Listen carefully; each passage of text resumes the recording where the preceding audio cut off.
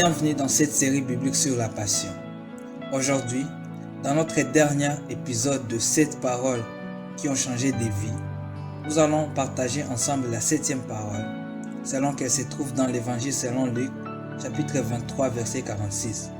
Il est écrit: Jésus se cria d'une voix forte: Père, je remets mon esprit entre tes mains. Et en disant ces paroles, il expira. La chose que nous avons peut-être la plus précieuse, c'est notre âme, car elle est synonyme de la vie. En donnant son âme à Dieu, Jésus nous montre que son âme appartient à Dieu. Tout ce qu'il a de précieux appartient à Dieu, y compris sa vie, et Dieu peut la reprendre n'importe quand. La 7e et dernière parole de Jésus à la croix est une prière d'abandon. Il remet sa vie à Dieu. Jésus s'écrie: Père, entre tes mains je remets mon esprit. Et puis il rendit l'âme. Serons-nous à mesure de donner nos vies à Dieu?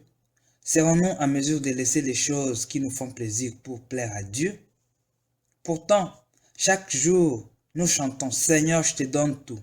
Oui, prends tout, Seigneur.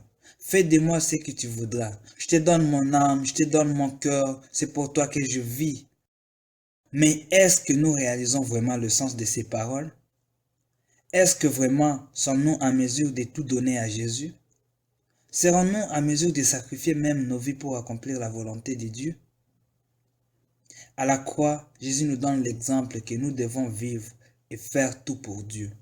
Jésus savait qu'après la croix commence pour lui l'épisode de la gloire et qu'une place à la droite du Père lui était réservée. Nous aussi, sachant que Dieu nous réserve la gloire. Lorsque nous pensons à cette gloire à venir, à la gloire que Dieu nous réserve après la mort, je ne vois rien qui pourra nous attacher sur cette terre. Je ne vois rien qui puisse nous empêcher de nous donner totalement à Dieu.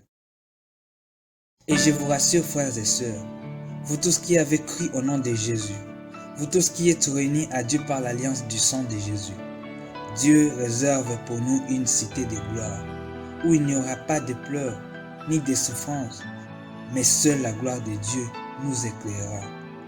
Une cité où Dieu essuiera nos larmes et nous dira: venez, entrez dans la consolation éternelle. Et nous vivons avec lui et avec tous les saints dans la félicité éternelle. Alors, es-tu prêt à tout donner à Dieu?